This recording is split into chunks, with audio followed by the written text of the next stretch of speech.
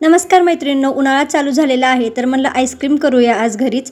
तर इथं दूध ठेवलेलं आहे, एक अर्धा लिटर दूध आहे ते मी गरम करायला ठेवले आणि ते गरम होतंय तोपर्यंत आपल्याला इथं 3 चमचे कॉर्नफ्लॉवर घ्यायचं आहे आणि कॉर्नफ्लॉवरमध्ये थंड दूध टाकून त्याचे एक स्लरी तयार करून घ्यायची आहे। तर तुम्ही इथे बघू शकता अशा प्रकारचं मिक्स करून घ्यायचं आहे आपल्याला। आता दूध थोडंसं गरम झाले त्यामध्ये आपल्याला साखर टाकून घ्यायची आहे आणि याला चांगलं उकळून घ्यायचं आहे।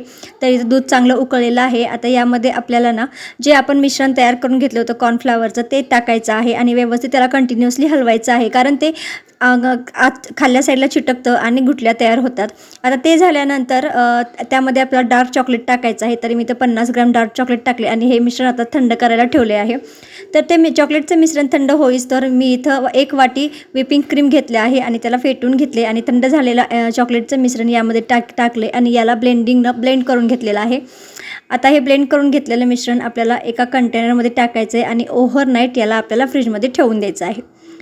तर ओव्हरनाईट नंतर तुम्ही बघू शकता आपलं आईस्क्रीम किती सुंदर तयार झालेलं आहे। तर हे आहे आपलं चॉकलेट आईस्क्रीम, एकदम सिंपल पद्धतीनं कोणतेही GMC पावडर किंवा CMC पावडर न वापरता तयार झालेलं आहे। तर भेटूया पुढच्या व्हिडिओमध्ये।